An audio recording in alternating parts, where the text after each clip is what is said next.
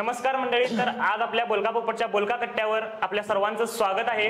तर आज इचलकरंजीकरांना बरेचसे प्रश्न आहेत, त्या प्रश्नांबद्दल चर्चा करण्यासाठी आज आपल्या इथे आलेले आहेत माजी खासदार राजू शेट्टी साहेब। तर साहेब आपलं स्वागत आहे। नमस्कार। तर साहेब आपण वेळ न घालवता आपल्या महत्त्वाच्या प्रश्नांकडे जाऊया। इचलकरंजीकरांसोबत आम्हाला पण एका प्रश्नाची उत्सुकता आहे, ती म्हणजे आपला राजकीय जीवन प्रवास कसा सुरू झाला। मी राजकारणापासून लांब राहणारा माणूस, आधी शेती करत होतो आणि शेती अतिशय चांगली करत होतो। लोक माझे शेतीतले प्रयोग बघायला यायचे, पण शेतीचा तोटा बघितल्यानंतर तो का तोटा होतो याचा शोध घेत घेत मी चळवळीत आलो आणि चळवळीत आल्यानंतर लक्षात आलं की शेती व्यवसायावर थेट केंद्र सरकारचं नियंत्रण आहे आणि त्यामुळे शेतीमालाचे भाव किती असणं, कमी जास्त बाजारभाव ठरवतं आणि बाजारभावावर सरकारचं नियंत्रण आहे। म्हणून मग आता या प्रक्रियेमध्ये आपल्याला आलं पाहिजे, रस्त्यावरची लढाई खेळली पाहिजे, राजकीय दबाव निर्माण केला पाहिजे, त्याशिवाय शेतकऱ्यांचे प्रश्न मार्गाला लागणार नाहीत। म्हणून मी राजकारणामध्ये आलो। आणि अजून एक लोकांना प्रश्न आहे की अजूनही काही लोकांना पण माहित नाही आहे की खासदारांची कामे नेमकी काय असतात। तुम्ही मागील 10 वर्ष खासदार होतात, तर तुम्हीच सांगा की खासदारांची कामे काय असतात। देशाच्या वेगवेगळ्या 543 विभागातून एक प्रतिनिधी असे 543 खासदार निवडून येतात आणि त्याचं 276 पेक्षा जास्त खासदार एकत्रित आले की त्यातून सरकार बनतं बहुमतानं। त्यातील 40-45 लोक मंत्री बनतात, त्यातला एक पंतप्रधान बनतो। ते देशाचं आर्थिक आणि एकूणच सगळं धोरण ठरवत असतात।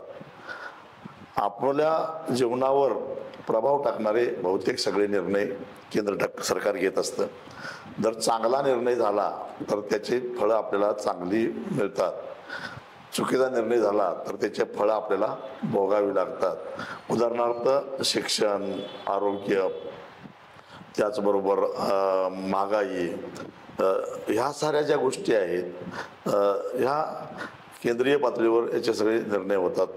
देशाचं संरक्षण तर त्याचं जबाबदारी आहेच, पण आपल्या जीवनाशी निगडीत असणाऱ्या या सगळे बेरोजगारी कमी होणं, जास्त होणं, रोजगार निर्माण करणं हा सगळा देशाच्या एका पॉलिसीचा एक भाग आहे। आणि त्यामुळं ही पॉलिसी ठरत असताना सामान्य माणसाला डोळ्यासमोर ठेवून पॉलिसी ठरणं गरजेचं आहे। मग त्या संदर्भात आवश्यक असणारे सगळे कायदे किंवा आवश्यक असणारे धोरणं ही केंद्र सरकार ठरवत असतं आणि आपण निवडून दिलेला जो प्रतिनिधी असतो तो आपण ज्या भागातून निवडून गेलो त्या भागातले प्रश्न, तिथल्या समस्या आणि त्या समस्याचं निराकरण करणारं सरकारचं धोरण किंवा त्याला आवश्यक असणारा एखादा कायदा, एखादा जाचक कायदा असेल तर त्याचं शिथिल करणं, या गोष्टीचा पाठपुरावा करणं ही सगळ्यात मुख्य जबाबदारी खासदारांची असते। विधिमंडळ किंवा संसद याला कायदे मंडळ सुद्धा म्हणतात आणि या कायदे मंडळाच्या सदस्य म्हणजेच खासदारनं असे चांगले सर्वसामान्य जनतेला सुसह्य होईल असं जगणं त्याच्या नशिबात यायचं असेल तर तसे चांगले कायदे, चांगले धोरणं राबली पाहिजेत आणि त्यासाठी आपण मत दिलेला खासदार त्यानं पाठपुरावा करणारा असला पाहिजे। साहेब तुम्ही गेली 10 वर्ष सत्तेत होतात, पण सत्तेत असून देखील तुम्ही आंदोलने का केलीत। सत्ता म्हणजे याचा अर्थ थेट निर्णय प्रक्रियेमध्ये असणं आणि अशा निर्णय प्रक्रियेमध्ये मी कधी नव्हतो। कारण माझं एकूण राजकीय कारकीर्द बघितली तर जिल्हा परिषद 2.5 वर्षे, 4.5 वर्षे आमदार, 10 वर्षे खासदार। त्या 10 वर्षाच्या खासदार असतानाच्या काळामध्ये पहिली 5 वर्षे मी विरोधी पक्षातच होतो। नंतर NDAचं सरकार आल्यानंतर, मोदी सरकारनंतर 1.5 ते 2च वर्षे फक्त मोदी सरकारबरोबर राहिलो। नंतर लगेच तिथून त्यांची धोरणं न पटल्यामुळं आणि त्यांनी निवडणुकीमध्ये जी आश्वासनं दिली ती आश्वासनं जनतेला दिलेली आश्वासनं न पाळल्यामुळं मी परत आणि विरोधी पक्षात जाऊन बसलो। त्यामुळं माझा आणि सत्तेचा असा अर्थार्थी काही संबंध नाही। लोकप्रतिनिधी असणं म्हणजे सत्तेत असणं असं होत नाही, लक्षात ठेवा।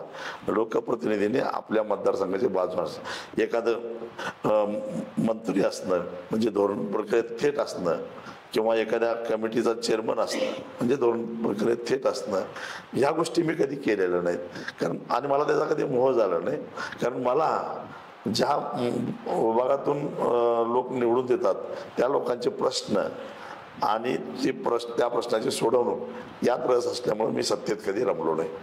अजून एक साहेब, तुम्ही 10 वर्ष खासदार असताना तुम्ही शेतकऱ्यांच्या मुद्द्यांवरून निवडून आलात, शेतकऱ्यांच्यासाठी निवडून आलात, पण तुम्ही शेतकऱ्यांच्यासाठी कृषी मंत्री हे आपल्या महाराष्ट्रातलं एक मोठं पद आहे, त्या पदापर्यंत का पोहोचू शकला नाही? ते लॉबिंग असतं आणि ज्यांची सत्ता असते त्या सत्तेतल्या पक्षाचा कोणीतरी तो कृषी मंत्री होत असतो. मी नेहमीच स्वतंत्रपणानं जनतेच्या बळावर निवडून आलो आणि त्यामुळं माझ्यासारख्याच्या मध्ये ती क्षमता असताना सुद्धा शेवटी राजकारणामध्ये आपला आणि दुसरा असा फरक असतोच. त्यामुळं कदाचित त्याचा विचार झाला नसेल. साहेब, सध्या आता इचलकरंजीकरांचा दोन्ही नेते म्हणजे राजू शेट्टी साहेब म्हणजे तुम्ही असाल किंवा धैर्यशील माने असतील, या दोघांनाही बराचसा विरोध आहे आणि इचलकरंजीकरांमध्ये त्यांची नाराजी पसरत गेलेली आहे. तर 10 वर्ष खासदार असताना तुम्ही इचलकरंजीच्या प्रगतीसाठी कोणते निर्णय घेतला?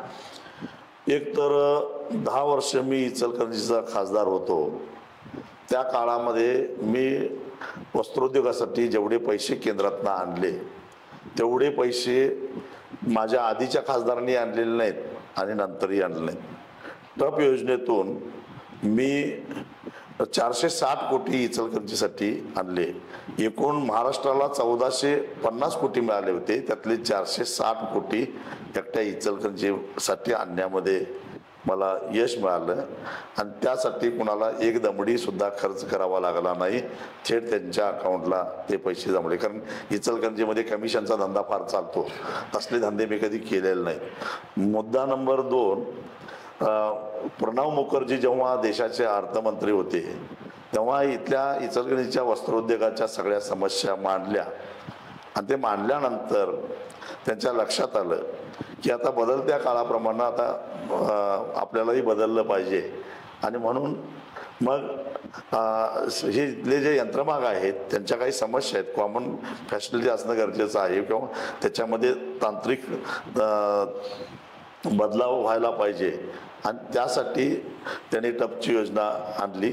त्याचबरोबर त्यांना मी ह्या सगळ्या गोष्टी सांगितल्यानंतर एकतर माझा लढाऊ बाणा आणि प्रामाणिकपणा याच्यावरती फिदा होते. कारण ते जुने जाणते मुरब्बी असे राजकीय नेते होते आणि त्यामुळं त्यांनी ते अर्थमंत्री असताना देशामध्ये 7 जे मेगा टेक्स्टाईल पार्क डिक्लेअर केले त्यातला माझ्या आग्रहाखातर त्यांनी इचलकरंजीसाठी म्हणून त्यांनी जाहीर केला, जो आता कल्लापाना टेक्स्टाईल पार्क म्हणून ओळखला जातो. मी फक्त आमच्या भागामध्ये मतदारसंघामध्ये तो पार्क आणण्यासाठी रस घेतला. तो चालवण्यामध्ये मी काही रस घेतला नाही, कारण मी त्या क्षेत्राशी संबंधित नसतो. त्या क्षेत्रातले जे कोणी अनुभवी असतील त्यांनी ते चालवावं अशी माझी भूमिका होती. हे काम मी केलं. त्याचबरोबर राज्य सरकारकडं यंत्रमागधारकांच्यासाठी त्यांना विजेची सवलत आणि व्याजाची सवलत मिळावी यासाठी सातत्यानं मी प्रयत्न केला. परंतु गेल्या काही वर्षामध्ये महाराष्ट्रामध्ये इतकी राजकीय अस्थिरता झाली की फक्त घोषणाच व्हायच्या, त्यातून काही मिळालं नाही. आणि सगळ्यात महत्त्वाची गोष्ट म्हणजे मी खासदार असतानाच्या काळामध्ये खर्चेवाल्यांचा प्रश्न निर्माण झालेला होता. त्यावेळी लवादाकडे जाऊन त्यांना 6 पैसे त्यांना मी हे बांधून दिलं, बेस बांधून दिला आणि तो बऱ्याच काळ चालला. म्हणजे मी काही केलं नाही अशातला भाग नाही. खरं तर असं म्हणतात की माणसानं व्रतस्थ पद्धतीनं राहावं, उजव्या हातानं केलेलं काम डाव्या हाताला सांगू नये, ह्या विचारसरणीवर माझा विश्वास असल्यामुळं मी हे केलं ते केलं असं कधी सांगत फिरलो नाही. पण आता सध्याचा कलियुग असा आहे, आरडून विकणाऱ्याच्या एरंड्या खपत्यात पण ग बसणाऱ्याचं गहू खपत नाहीत. दुर्दैव आहे, पण त्यामुळं कदाचित मी मागं पडलो असेल. तर आता सध्या इचलकरंजीकरांना बरेचसे वर्ष झालं एक महत्वाचा प्रश्न आहे, जो पाणी प्रश्न आहे. इचलकरंजीकरांचा पाणी प्रश्न आजपर्यंत कोणीही सोडवू शकला नाही. बरेचसे नेते आले, त्यांनी आश्वासने दिलीत, पण इचलकरंजी शहराला पाणीही मिळू शकलं नाही. पण तुम्ही इचलकरंजी शहरासाठी वारणा पाणी योजना मंजूर झालेली असताना त्याला उघड उघड विरोध का केला? हे साफ खोटं आहे. मी इचलकरंजीच्या पाण्याला कधीही विरोध केलेला नव्हता. हे माझ्यावर बॉलान ताणलेलं आहे. आमदा कानून चित्रपट तुम्ही बघितलेला आहे. न केलेल्या गुन्ह्याबद्दल अमिताभ बच्चनला जशी जन्मठेप होते, तसं न केलेल्या गुन्ह्याबद्दल मला काही लोकांनी आरोपीच्या पिंजऱ्यामध्ये उभा करून 5 वर्षे मला हा वनवास दिलेला आहे. पण मी कधीही इचलकरंजीकराबद्दल अपशब्द बोललो नाही किंवा तक्रार केली नाही. वास्तविक पाहता जो समाज माध्यमावर फोटो माझा फिरतो, मी एकमेव हिंमत असणारा माणूस मी त्या काळामध्ये होतो की दानोळीला जाऊन मी दानोळीच्या लोकांना सांगितलं की पिण्याच्या पाण्याला तुम्हाला विरोध करता येणार नाही, कारण जलाशयामध्ये जे पाणी असतं त्याचं आरक्षण ठरलेलं असतं. पहिलं आरक्षण पिण्याच्या पाण्यासाठी, दुसरं आरक्षण शेतीच्या पाण्यासाठी आणि तिसरं आरक्षण औद्योगिक क्षेत्रासाठी. आणि त्यामुळं इचलकरंजीकर जे काय पाणी घेऊन जात आहेत ते पिण्याच्या पाण्याच्या आरक्षणातून घेऊन जात आहेत. तुमच्या शेतीला पाणी कमवण्याचा मुद्दाच येत नाही. आणि मी एक तगडा असा शेतकरी नेता आहे. तुमच्या शेतीला पाणी कमी पडणार नाही याची हमी घ्यायला मी समर्थ आहे. तेव्हा तुम्ही या पाण्याला विरोध करू नये असं सांगायला गेलो असताना त्याचा फोटो समाज माध्यमावर टाकून मी पाण्याला विरोध केला असं माझ्यावर बालंट आणलं गेलं. आज त्यातले काही मंडळी कबूल सुद्धा करतायत की आम्ही एक निवडणुकीचा स्ट्रॅटेजीचा एक भाग म्हणून, कारण तुम्ही आम्हाला आटपत नव्हता, जनमतामध्ये तुमचं प्रचंड लोकप्रियता होती, मग तुम्हाला पराभूत करण्यासाठी काय करायचं, तर असं बालंट आम्ही तुमच्यावर आणलं असं कबूल करतायत. म्हणजे आणि मग माझा त्याच्यामध्ये काहीच सहभाग नव्हता. उलट मी त्यावेळी सुद्धा एक असं सांगितलं होतं की अंकलीजवळ एक बंधारा बांधला तर जवळजवळ 3-4 टीएमसी पाण्याचा नवीन साठा तयार होतो. आणि जिथं जयसिंगपूर शहरासाठी पाणी उचललं जातं त्या ठिकाणी जर का इचलकरंजीला पाणी उचललं तर भविष्यामध्ये तो बंधारा झाल्यानंतर सांगली शहराला पाणी जाईल, जयसिंगपूरला पाणी मुबलक मिळेल, इचलकरंजीला पाणी मुबलक मिळेल, शेतकऱ्याला पाणी कमी पडणार नाही, कारण वारणेमध्ये पाणी अतिरिक्त होतं. हे मी सांगितलेलं होतं. पण अनेकांना पाणी आणण्यापेक्षा ते राजकारण करण्यामध्ये जास्त रस होता. आणि दुर्दैवानं इचलकरंजीचा पाणी प्रश्न हा राजकारणामध्येच अडकून पडलेला आहे. पहिल्यांदा आवाडेंनी कुंभोजमधून पाणी आणायचं ठरवलं, त्याला काही लोकांनी विरोध केला. आम्हाला काळमवाडीतून थेट पाईपलाईन योजनेतनं पाणी असं सांगून विरोध केला. नंतर सरकार बदललं तर सरकारनं सांगितलं की थेट पाईपलाईन करून पाणी आणणं अव्यवहार्य आहे. मग दानोळीचा पर्याय पुढे आला. मग ज्यांनी कुंभोजची योजना आणली होती त्यांना असं वाटायला लागलं की मग आता आपण विरोध केला पाहिजे. त्यांनी त्याच्यामध्ये अडथळे आणण्याचा प्रयत्न केला. मध्ये सुळकूडचा प्रश्न आला आणि सुळकूडमधून पाणी आणायचं ज्यावेळी ठरलं त्यावेळी आत्ताचे असणारे पालकमंत्री त्या महाविकास आघाडी सरकारच्या काळामध्ये मंत्री होते. त्यांनी इथं इचलकरंजीमध्ये येऊन मी अजितदादा त्यावेळेचे उपमुख्यमंत्री त्यांच्याकडून ही योजना मंजूर करून आणलेली आहे असं येऊन साखर वाटली. आणि नंतर पुन्हा महाविकास आघाडीचं सरकार केलं, शिंदे सरकार आलं, शिंदे सरकारमध्ये ते पुन्हा मंत्री झाले आणि पुन्हा ते पालकमंत्री झाले. मग मात्र त्यांनी यू टर्न घेतला आणि एक थेंब पाणी देणार नाही अशा प्रकारची भूमिका घेतली. या राजकारण्याने मारलेल्या कोलांट उड्यामुळं आणि प्रत्येकानं आपला राजकीय स्वार्थ बघितल्यामुळं इचलकरंजीला पाणी यायला तयार नाही. उलट मी शेतकऱ्यांचा रोष पत्करायची तयारी ठेवून शिरोळ तालुक्यामध्ये सांगितलं होतं की प्यायच्या पाण्याला आपल्याला विरोध करता येणार नाही. आजही माझी भूमिका अशी आहे. मी जिल्ह्यातल्या कुठल्याही शेतकऱ्यांना असं चिंता करायचं काही कारण नाही की इचलकरंजीला पाणी दिलं तर आपल्याला शेतीला पाणी कमी पडेल. शेतीला पाणी द्यायला राजू शेट्टी समर्थ आहे आणि जिल्ह्यामध्ये इतकं मुबलक पाणी आहे की इचलकरंजीला पाणी येऊ शकतं. लवकरच त्याचा एक संपूर्ण आराखडा मी पत्रकार परिषद घेऊन सादर करणार आहे. आणि आज जे माझ्या विरोधामध्ये राहिलेले आहेत. निवेदिता माने वहिनी या इचलकरंजीला पाणी द्यायला विरोध करणाऱ्या 2-3 आंदोलनामध्ये हजर होत्या, पाठिंबा द्यायला गेलेले होते. त्याचबरोबर त्यांचा धैर्यशील मान्यांचा प्रचार करणारे जे लोक होते त्याच्यामध्ये उल्हास पाटील होते, मिंचेकर होते. ह्या सगळ्यांनी इचलकरंजीच्या पाण्याला विरोध केलेला होता. रक्ताचा पाठ वाचतील पण एक थेंब पाणी इचलकरंजीला देणार नाही अशी भूमिका मिंचेकरांची आणि उल्हास पाटलांची होती. आज तेच मिंचेकर, तेच उल्हास पाटील सत्यजित पाटलांची उमेदवारी घेऊन येत आहेत आणि मग मला सांगा की आज त्या दोघांनाही पुन्हा आमदार व्हायचं आहे, मग त्यांच्याकडून पाणी इचलकरंजीला मिळेल का याचा विचार करा. मात्र मी इचलकरंजीकरांना खात्री देतो, जर तुम्ही माझ्यावर विश्वास ठेवला, कारण माझ्या क्षमतेवर तरी कोणी शंका घ्यायचं काय कारण नाही, मी जर का रस्त्यावर उतरलो तर कुठली गोष्ट साध्य करून दाखवतो, असा आजपर्यंतचा माझा इतिहास आहे. तेव्हा जर इचलकरंजीकरांनी एकदा माझ्यावर विश्वास ठेवून बघावं, मी लढून, कारण आता लढल्याशिवाय आणि मनगटाची ताकद दाखवल्याशिवाय पाणी मिळणार नाही. एकदा विश्वास ठेवून बघा, तुम्हाला पाणी आणून द्यायची जबाबदारी माझी. साहेब, तुम्ही इचलकरंजीकरांना पाणी आणण्याची खात्री दिलीत, पण आता समजा सुळकुड पाणी योजना असेल, आपली वारणा पाणी योजना असेल, कुंभोज पाणी योजना असेल, पण या पाणी योजनेबद्दल जी काय आंदोलनं झाली त्या आंदोलनामध्ये तुमचा सहभाग कितपत होता आणि इचलकरंजीकरांना पुढील, जर तुम्ही निवडून आल्यानंतर पुढील वर्षात पाणी आणून देण्याची भूमिका कशी असेल? 100% माझ्या या सगळ्या आंदोलनामध्ये माझा सहभाग होता. सुळकुडमध्ये जेव्हा जेव्हा मानवी साखळी उभी करायची असेल त्यात मी होतो, मोर्चा काढायच्या नियोजनामध्ये मी होतो. खरं तर मोर्चा रद्द करू नये या मताचा मी होतो, पण इथल्या काही लोकांचे हितसंबंध आड आल्यामुळं आणि इथली बरीचशी मंडळी अशी आहेत की डोळा वटारलं की लगेच आकसतात. कारण तुम्हाला माहित आहे की अनेकांचे अनेक धंदे आहेत, त्यामुळं अशी रग नाही की काय वाटेल ते झालं तरी आम्ही टक्कर देणार असं म्हणण्याची रग अनेकांच्या मध्ये नाही. त्यांनी लगेच काढता पाय घेतला, त्यामुळे तो मोर्चा होऊ शकला नाही. जर प्रांत कार्यालयावरचा मोर्चा झाला असता तर निश्चितच सरकारला पाणी देण्यासंदर्भात निर्णय घ्यावा लागला असता, परंतु दुर्दैवानं तो मोर्चा रद्द झाला.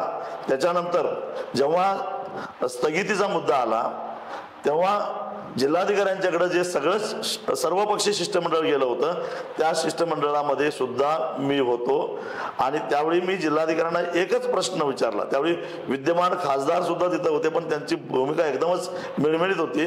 मी एकच प्रश्न विचारला, जिल्हाधिकारी साहेब, सरकारनं मंजूर केलेल्या योजनेला स्थगिती देण्याचा अधिकार जिल्हाधिकारी म्हणून तुम्हाला आहे काय?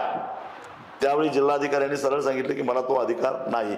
मग माध्यमातून स्थगिती मिळाली अशी बातम्या येतात कशा, त्याचं पहिल्यांदा तुम्ही खंडन केलं पाहिजे. मग त्यावेळी जिल्हाधिकारी हे राजकीय दबावात होते, त्यांनी सांगितलं, मिळमिळीत उत्तर दिलं की मी शासनाला माझा अहवाल दिलेला आहे. मुख्यमंत्र्यांनी ज्यावेळी बैठक बोलवली होती त्या बैठकीमध्ये मुश्रीफ साहेबांना एकच प्रश्न विचारला, मुश्रीफ साहेब, तुम्हीच इचलकरंजीला मी पाणी आणलं म्हणून साखर वाटून इचलकरंजीत गेला आणि आज पालकमंत्री म्हणून तुम्हीच विरोध करताय. जिल्ह्याचा पालक असणाऱ्या माणसाला पालकत्वाची भूमिका घ्यायची असते, हे तुम्हाला शोभतं का?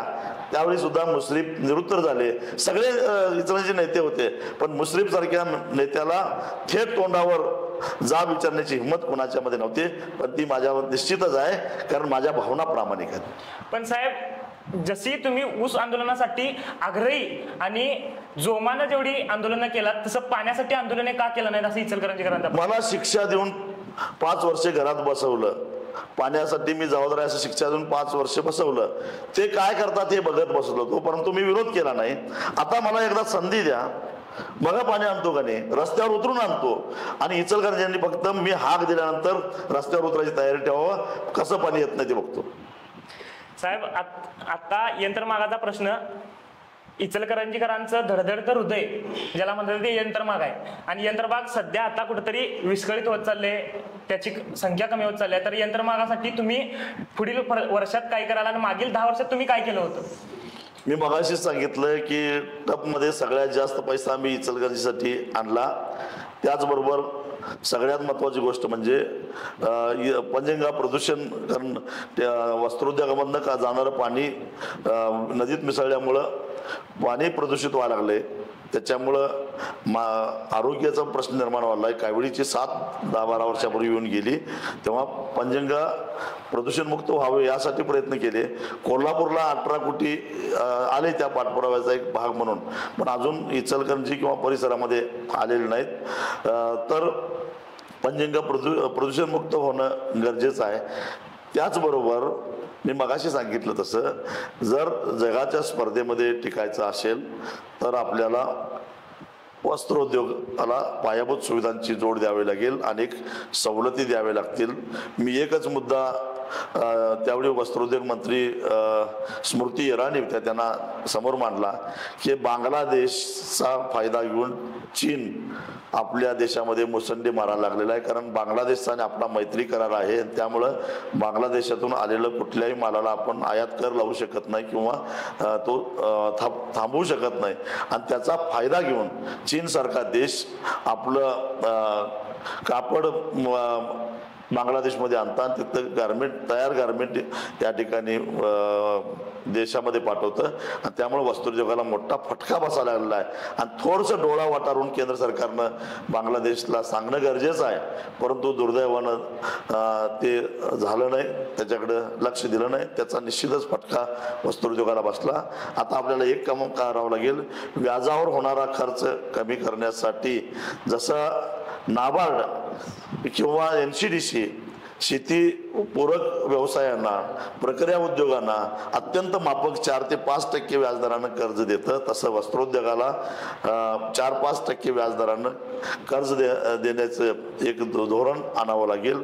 त्यासाठी मग NCDCचा वापर करा किंवा नाबार्डसारखी दुसरी कुठली तरी व्यवस्था टेक्स्टाईलसाठी करा, कारण देशातला सगळ्यात मोठा हा उद्योग आहे, हे करावं लागेल. त्याचबरोबर आज महाराष्ट्रामध्ये जो काही विजेचा दर आहे तो देशामध्ये सर्वात जास्त आहे, त्याचा फटका उद्योगधंद्यांना बसायला लागलेला आहे. त्यामुळे हे विजेचे दर विजेचा दर वाढायचं कारण त्यामध्ये होणारी गळती, भ्रष्टाचार आणि खाजगी क्षेत्रातून मोठ्या प्रमाणामध्ये वीज खरेदी करणं आणि त्या खरेदीमध्ये झालेला घोटाळा, यामुळं विजेचे दर वाढतात. तेव्हा ते माफक दरामध्ये वीज उपलब्ध करून देणं, त्याला सोलर सारखा काही पर्यायी मार्ग शोधता येतो का ते बघावं लागेल. आणि त्यातून सवलतीच्या दरामध्ये वीज टेक्स्टाईलला द्यावी लागेल. आज कर्नाटक राज्य द्यायला लागले, त्यामुळे बरेच लोक उद्योजक कर्नाटकच्या दिशेनं निघायला लागलेले आहेत. तेव्हा हे करावं लागेल, हे करण्याची आवश्यकता आहे असं मला वाटतं. साहेब, सध्या पंचगंगा म्हणजे उगमापासून संगमापर्यंत पूर्णपणे दूषित आहे, आणि मागं आपल्याजवळ सागर चाळके साहेब पण आले होते, त्यांनी सुद्धा म्हटलं की पंचगंगा हे शुद्धीकरण होऊ शकत नाही. तर यावर तुमचं काय मत आहे? हे 100% खरं नाही आहे. कारण कोल्हापूर महापालिकेला जवळपास पंचगंगेत जाणारं जे सांडपाणी आहे त्याच्यावर प्रक्रिया करण्यासाठी जवळपास 18 कोटी रुपये केंद्र सरकारकडून मंजूर झालेले आहेत. त्याच्यामध्ये काही कार्यान्वित झालेलं आहे, काही दिवसामध्ये होणार आहे. तरीसुद्धा पंचगंगेच्या प्रदूषणाचं जर का आपण हे बघितलं तर रुकडी बंधाऱ्याच्या खाली ही पंचगंगा जास्त प्रदूषित झालेली दिसते. याचं कारण पंचतारांकित औद्योगिक वसाहतीतून येणारं सांडपाणी, साखर कारखान्यांचं येणारं डिस्टिलरीचं स्पेंट वॉश आणि इतर पाणी, याच्यामुळं पंचगंगा, रुकडी बंधारा ते नरसिंहवाडीचा संगम या एवढ्याच एरियामध्ये सगळ्यात जास्त प्रदूषित आहे. दुर्दैवानं याच्यामध्ये कॅन्सरचे रुग्णसुद्धा याच पट्ट्यामध्ये सगळ्यात जास्त आहे. मी या परिसरातील माती, वनस्पती आणि पाणी रायचूरसारख्या आंतरराष्ट्रीय दर्जाच्या लॅबमधून तपासून आणलेलं आहे, आणि त्याच्यामध्ये लेड, आर्सेनिक यासारखे अत्यंत मानवी आरोग्याला घातक असे घटक आढळलेले आहेत जे कॅन्सरला कारणीभूत ठरतात. तेव्हा भविष्यामध्ये त्याचा इचलकरंजीच्या पाण्याचा प्रश्न हे संबंध जोडू नका, परंतु तुम्हाला भविष्यामध्ये पंचगंगा ही शुद्ध करावीच लागेल.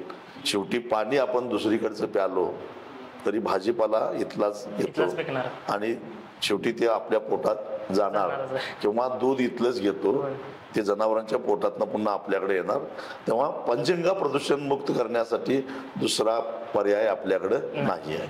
साहेब, सध्या अन्न वस्त्र असेल यासोबत आरोग्य हा इचलकरंजीचा सर्वात मोठा प्रश्न आहे. पंचगंगाचं पाणी असेल किंवा इतर आजूबाजूचा अस्वच्छ परिसर असेल, त्यामुळे आयजीएम सारखी एवढा मोठं हॉस्पिटल जे आहे त्याची एकदम बिकट परिस्थिती निर्माण झाली होती. आयजीएम मध्ये कुत्री सुद्धा फिरत होती. अशा काळामध्ये तुम्ही आयजीएम साठी काय कार्य केले? एक तर आयजीएम पूर्वी नगरपालिकेच्या ताब्यामध्ये होतं आणि नगरपालिकेची आर्थिक ताकद चालत नसल्यामुळं धड कर्मचाऱ्यांचे पगार वेळेवर मिळत नव्हते, त्यांना साधनं वेळेवर मिळत नव्हती, काही वेळा वीज बिल भरायला सुद्धा पैसे असायचे नाहीत आणि त्यामुळं आयजीएमची अवस्था अत्यंत बिकट होती. म्हणून हे नगरपालिकेच्या कोतीच्या बाहेरचं काम आहे. हे आयजीएम आता खरं तर नगरपालिकेनं शासनाकडं सुपूर्द केलं पाहिजे म्हणून मी स्वतः प्रयत्न केले होते आणि नंतर कालांतरानं शेवटी शासनानं आयजीएम ताब्यात घेतलं आणि ताब्यात घेतल्यानंतर मग थोडीशी आयजीएमची स्थिती सुधारली, परंतु अजून सुधारण्याची आवश्यकता आहे आणि त्यासाठी जागरूक नागरिक म्हणून लोकप्रतिनिधी म्हणून आपण सगळ्यांनी त्याच्यामध्ये लक्ष घालून अजून आयजीएमचा दर्जा सुधारण्याची आवश्यकता आहे, तो आपण सगळ्यांनी केला पाहिजे. साहेब, नुकताच तुम्ही ऊसाच्या दरवाढीसाठी 400 रुपयांसाठी आंदोलन केलं होतं, पण ते आंदोलन तुम्ही 100 रुपयावर सेटलमेंट केलं आणि त्यामुळे तुम्हाला सेटलमेंट किंग म्हणून लोक आज म्हणतायत. तर त्यामध्ये तुम्हाला काय वाटते त्याचं कारण? एका बाजूला शेतकऱ्यांना सर्वाधिक न्याय मिळवून देणारा माणूस म्हणून मला माझ्याकडे लोक बघतात आणि म्हणून 20 वर्ष झाली तरी सुद्धा निवडणुकीच्या खर्चासाठी अजून मला पैसे देतात. हेच माझं सगळ्यात मोठं सर्टिफिकेट आहे. माणूस नगरसेवक झाला की दुसऱ्या वर्षी त्याची आर्थिक स्थिती बदलते, पण 22 वर्ष राजकारणात असूनही या माणसाच्या निवडणुकीच्या खर्चासाठी आपल्याला पैसे द्यावे लागतात हे अजूनही लोकांना वाटतं. ह्या सर्टिफिकेट शिवाय दुसरं वेगळं काही सर्टिफिकेट नाही. आता हे कोण म्हणतात? ज्यांना माझ्या ह्या चळवळीचा त्रास होतो. उदाहरणार्थ ऑक्टोबर-नोव्हेंबरमध्ये मी जे आंदोलन केलं ते 2 जिल्ह्यातल्या 29 साखर कारखानदारांच्या विरोधात केलं आणि त्या 2 जिल्ह्यामध्ये 15 लाख ऊस उत्पादक शेतकरी होते. त्यांच्या घशातून 600 कोटी काढून मी 15 लाख उत्पादकांच्या घरात पोहोचवले. मग ते 29 जे कुटुंब आहेत किंवा त्यांचे बगल बच्चे आहेत त्यांना राग येणारच. 600 कोटी गेल्यानंतर राग येणारच.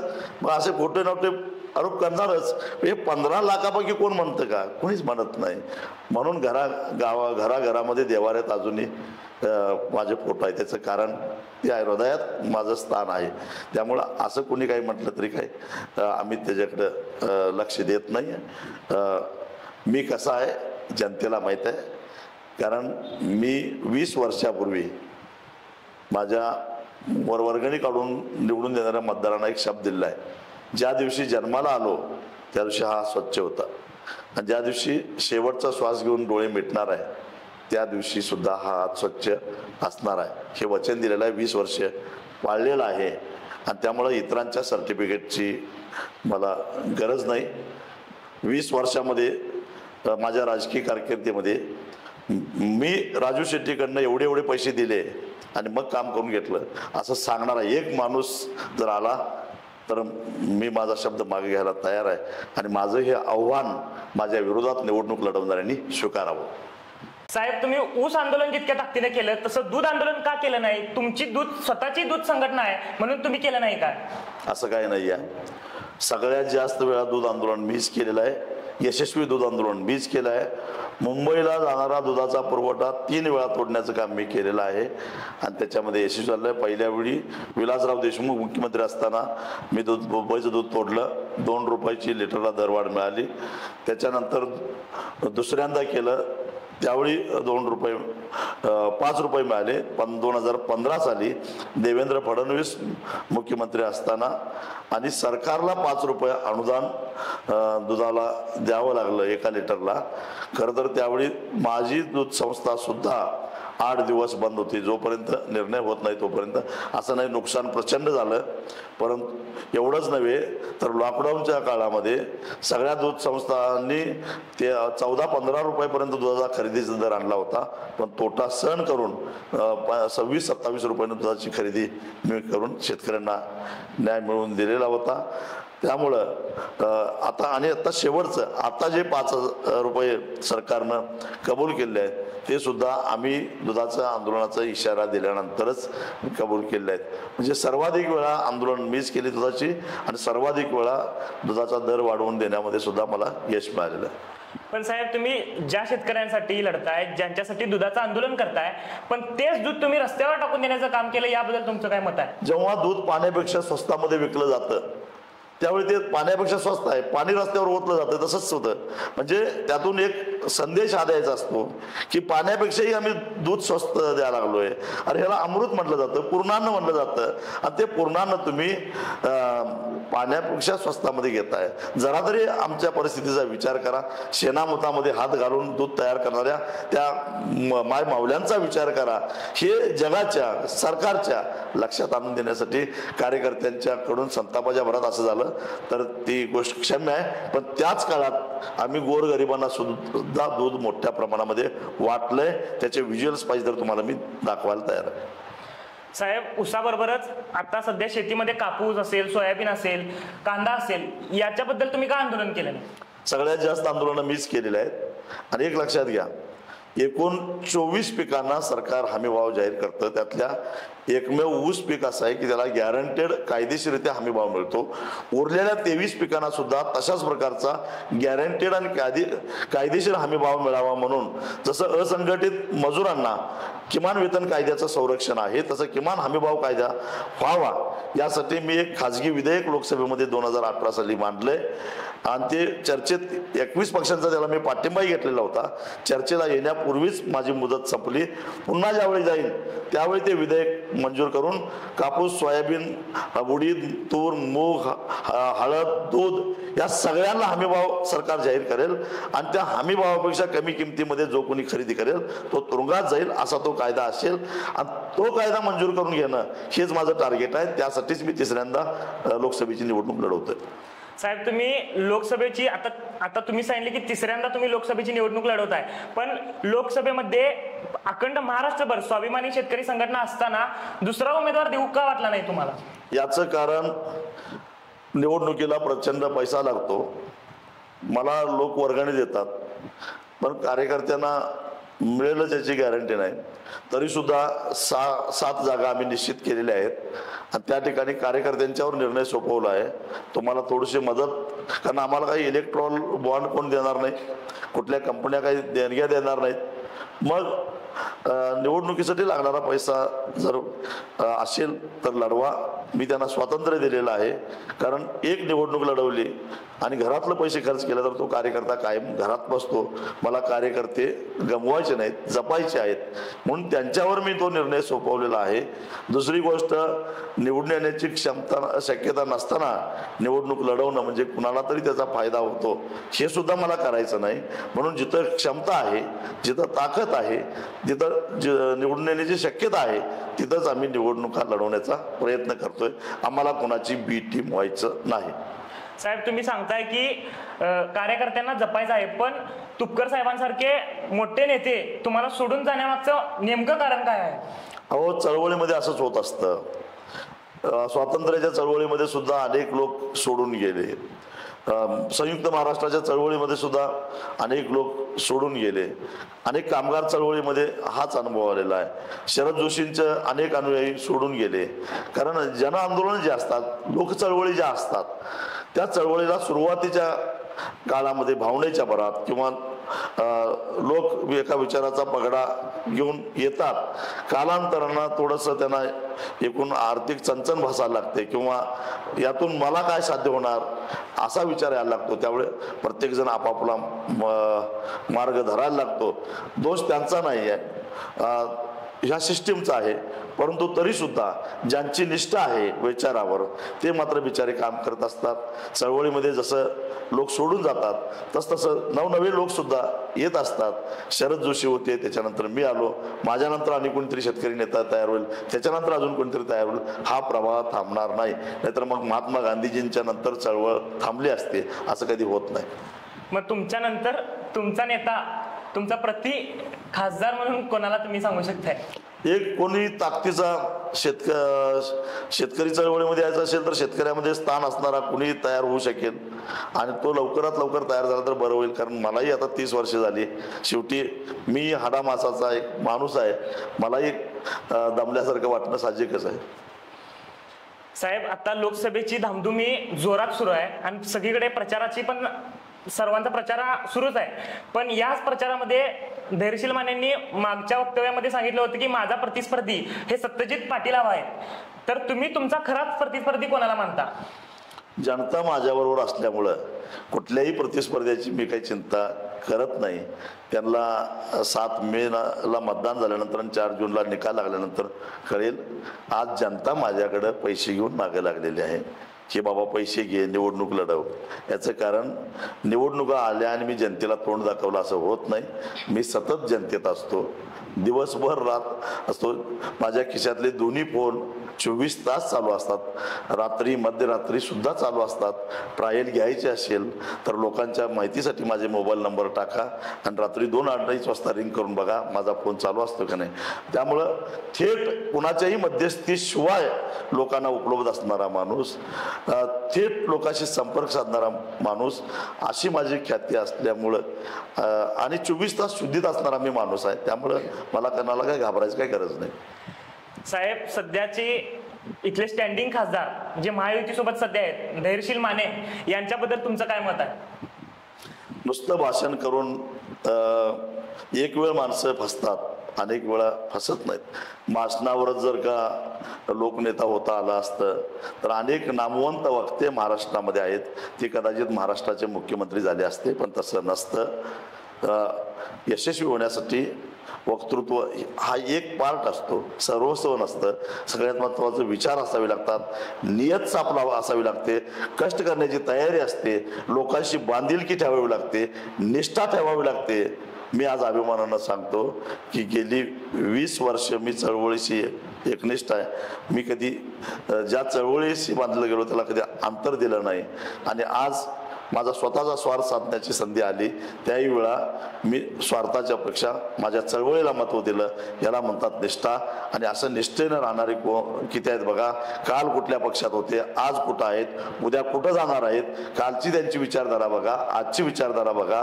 आणि मग गेल्या 30 वर्षापासून मला जे ओळखतात त्यांना विचारा की माझ्या विचारधारेमध्ये कुठं फरक पडलाय का. साहेब, धैर्यशील मानेंनी मागच्या इलेक्शनमध्ये सांगितलं होतं की मी लोकांच्या हातात दगड नाही तर पेन देणार. तर त्याबद्दल तुमचं काय मत? तो पेनही दिला नाही आणि 2-4 पेन दिले, त्यात रिफिल नव्हती. अशी अवस्था झाली. त्याच्यापेक्षा गड्या आमचं बरं आहे. माझ्या शेतकऱ्याच्या पोरांनी घेतले असतील हातात दगड, मग ते काय गुंड बनण्यासाठी झाले नव्हते, ते काय त्यांना गुन्हेगार व्हायचं नव्हतं. त्याच्या बापाला न्याय देण्यासाठी घेतले असतील दगड. पण बापाला अभिमान वाटतो ना, माझा पोरगा दगड हातात घेतो. कारण बापाला माहिती आहे पोरानं हातात दगड घेतला की मला 100-200 रुपये ऊसाचा भाव वाढून मिळतो. त्यामुळे बापाची काही हरकत नाही ना. साहेब, तुमची एकंदरीत पुढील राजकीय भूमिका काय असणार आहे? मला इचलकरंजीसाठी स्वच्छ आणि मुबलक प्यायचं पाणी द्यायचं आहे. मला इचलकरंजीमध्ये असणाऱ्या वस्त्रोद्योगाला चालना देण्यासाठी माझे सगळे शर्तीचे प्रयत्न करायचे आहेत.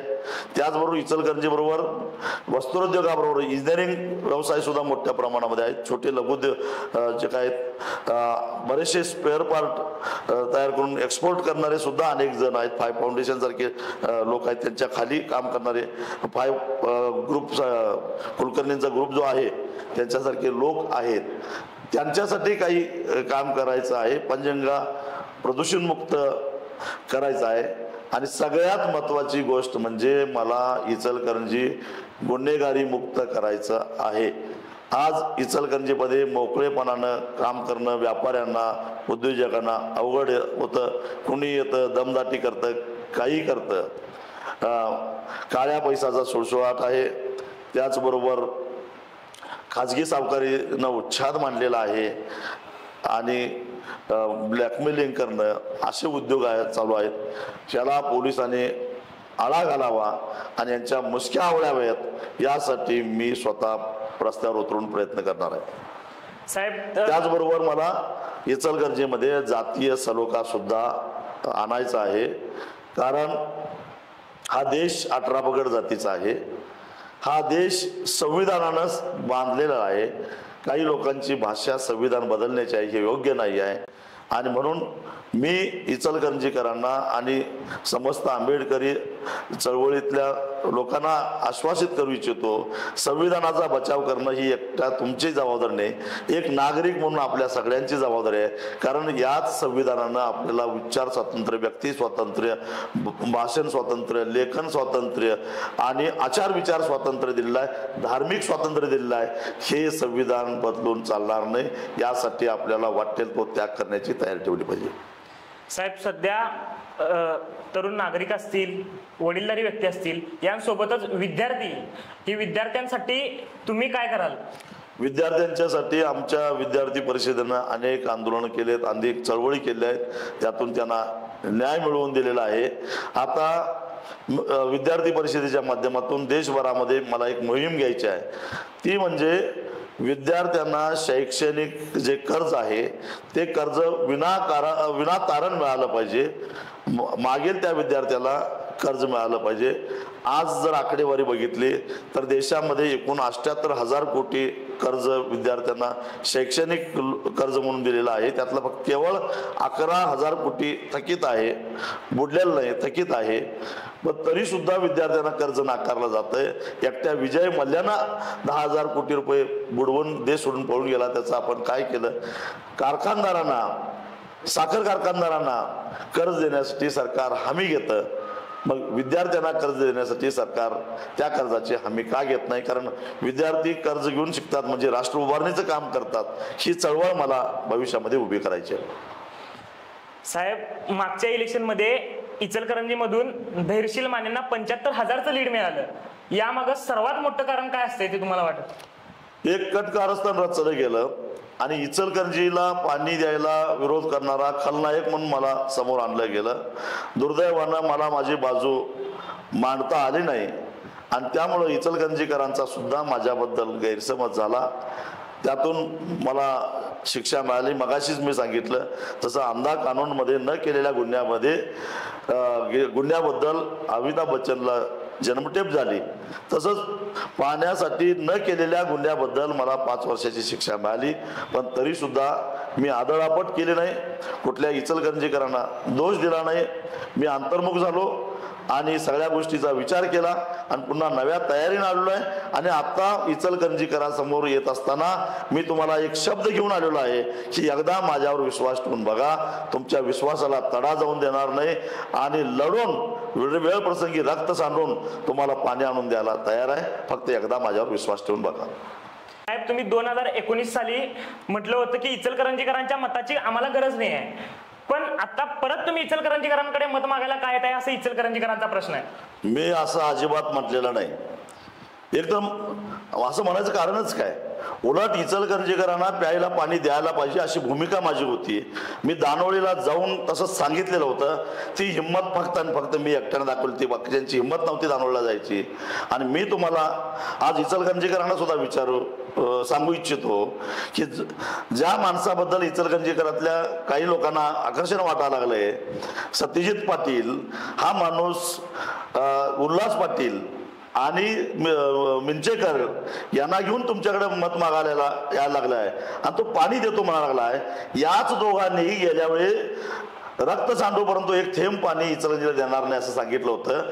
मग पुन्हा जर का सत्यजित पाणी देतो म्हणायला लागले तर हे लोक त्यांना पाणी देऊन देतील का? आणि दुसरा आहे, तो जर काही त्याच्यावर त्यांच्या पक्षातल्याच लोकांचा विश्वास नाही. त्यांच्या आघाडीतले एक नेते इथंच तुमच्याजवळ येऊन म्हणाले की आमच्यात समन्वय नाही. त्यामुळं सगळा गोंधळात गोंधळ आहे. इचलकरंजीकरांनो, अजून मी तुम्हाला सांगतो, माझ्यावर विश्वास ठेवा. शेतकऱ्यांना पाणी कमी पडून न देता तुम्हाला मी प्यायला पाणी आणून देतो, लढून आणून देतो. वेळ प्रसंगी त्यासाठी रक्त सांडायची तयारी आहे. पण हे लोक तुम्हाला पाणी देऊ शकणार नाहीत. विश्वास ठेवायचा का नाही हे तुम्ही ठरवा, परंतु नंतर पश्चाताप होण्याची वेळ येऊ नये एवढंच माझी तुम्हाला कळकळीची विनंती आहे.